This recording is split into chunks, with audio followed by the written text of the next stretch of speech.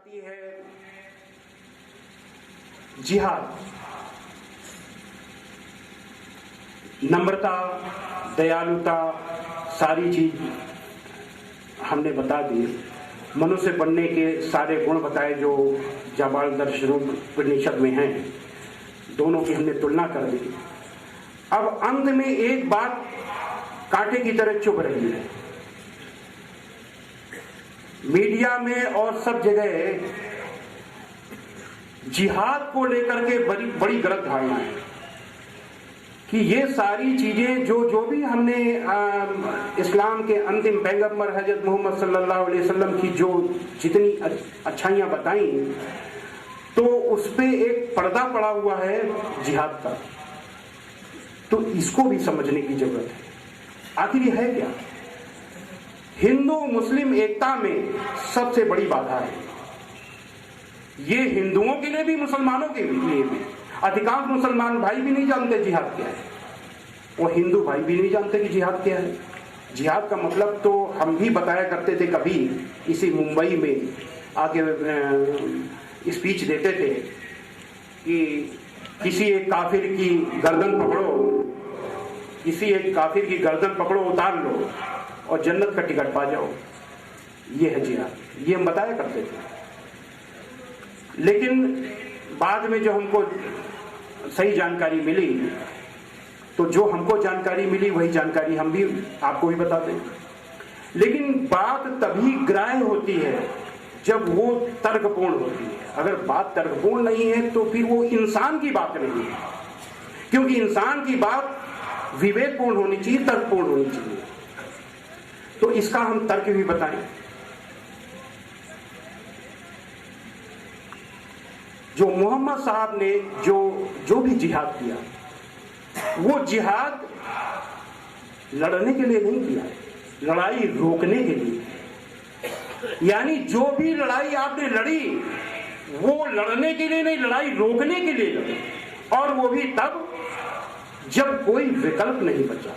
इसको थोड़ा समझने के लिए हम थोड़ा महाभारत की ओर चलते हैं। जब कौरवों और पांडवों में युद्ध की स्थिति आ गई, सारे बातचीत के रास्ते बंद हो गए, तो अंतिम विकल्प के तौर पे श्री कृष्ण जी ने कौरवों के सामने एक प्रस्ताव रखा कि 5 पांडव हैं और 5 गांव दे दीजिए। पांडव युद्ध नहीं चाहते, केवल 5 गांव में संतोष करेंगे। तो कौरवों के जो लीडर दुर्योधन, उन्होंने कहा 5 गांव तो दूर, सुई की नोक के बराबर भी अगर आपको जमीन लेनी है तो युद्ध करना पड़ेगा। तो जब ऐसी बात हो गई तो युद्ध अंतिम विकल्प बचा। बातचीत के सारे रास्ते बंद हो गए, सारे प्रयास जब समाप्त हो गए, अन्याय को रोकने के लिए जब सारे रास्ते बंद हो गए, एक ही विकल्प बचा, युद्ध।